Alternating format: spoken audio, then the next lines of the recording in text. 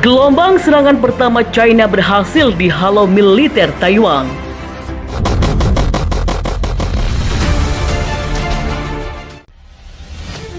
Taiwan benar-benar sedang berada di bawah tekanan China. Berkali-kali jet tempur China menyatroni wilayah udara Taiwan setiap hari, setiap waktu. Kejadian ini jelas membuat militer Taiwan siaga tinggi. Tak pelak, Taipei mengerahkan segala daya upaya mempertahankan kedaulatannya. Terbaru, militer China benar-benar beraksi ke wilayah Taiwan. Namun militer Taiwan berhasil mengusir militer China. Keberhasilan tersebut mendapatkan pujian dari Presiden Taiwan, Tsai Ing-wen. Presiden Taiwan heroik memuji pilot Angkatan Udara Taiwan yang berhasil mencegah jet tempur China yang mendekati pulau itu sebagai aksi yang heroik. Konflik China versus Taiwan ini sudah berlangsung sejak lama. China mengklaim Taiwan sebagai bagian dari wilayahnya, sedangkan Taiwan menolak tunduk terhadap China.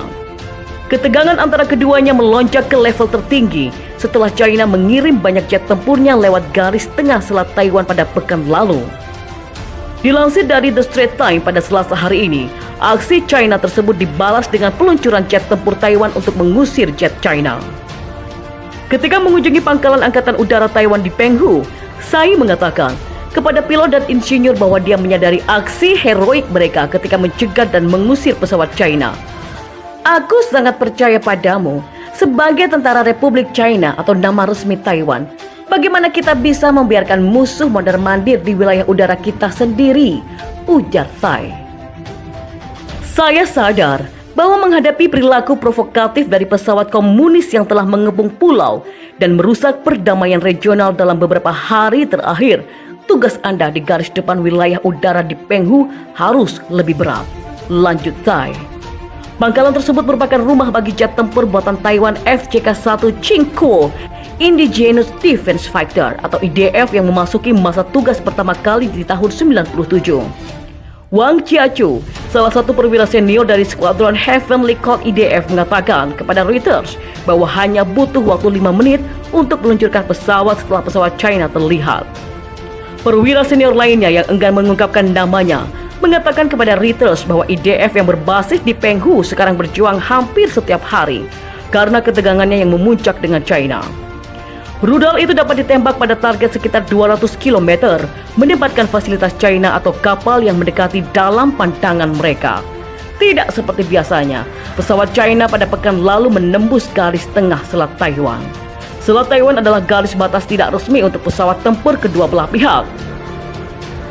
Pada Senin kemarin, Kementerian Luar Negeri China mengatakan garis tersebut tidak ada sehingga memicu kecaman dari Menteri Luar Negeri Taiwan Joseph Wu.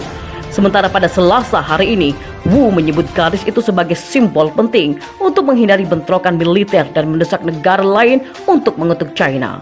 Kami menuntut masyarakat internasional mengecam keras kata-kata dan tindakan China dan menuntut pemerintah China menghentikan semua yang telah dilakukannya, ujar Wu. Menteri Luar Negeri Amerika Serikat Mike Pompeo memberikan pernyataan keras setelah mendengar kabar pasukan Tentara Pembebasan Rakyat China atau PLA melepaskan sejumlah rudal ke Laut China Selatan pada pekan lalu. Pompeo makin sadar ancaman tentang bahaya yang ditimbulkan oleh PLA.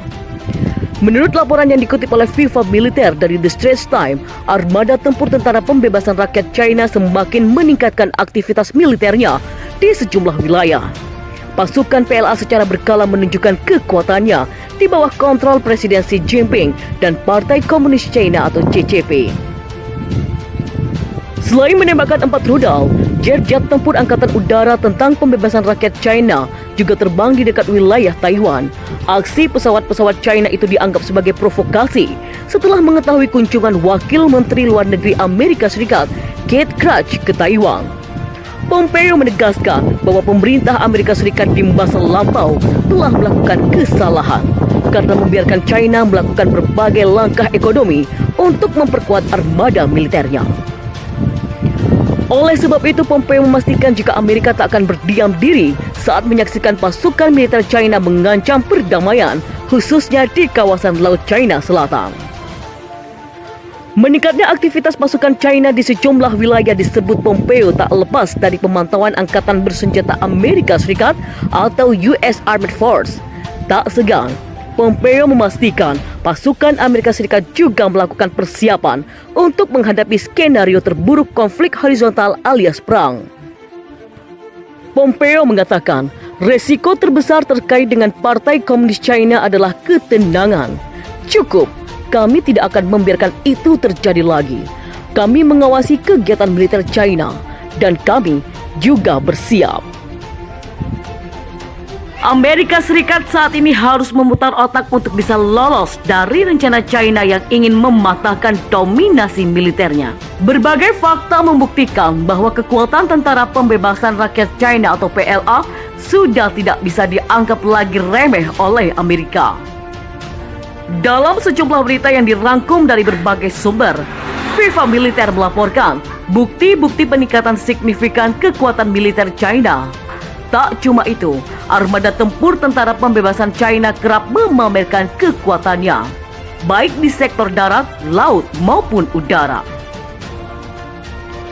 Pembangunan kapal-kapal induk, rudal balistik berhulu ledak nuklir, hingga sejumlah unit pesawat tempur siluman adalah beberapa fakta yang menunjukkan betapa dahsyatnya kekuatan tempur militer China saat ini. Dalam laporan yang dikutip oleh FIFA Militer dari The National Interest, Presiden China Xi Jinping punya ambisi menjadikan PLA sebagai angkatan bersenjata terbaik di dunia selambatnya pada tahun 2049. Sementara itu, mantan Wakil Sekretaris Pertahanan Amerika Serikat, Robert Ward, dan rekannya seorang penulis, Greg Grant, membuat sebuah tulisan yang menggambarkan bahwa negeri Paman Sam juga sudah lama membaca kemungkinan itu.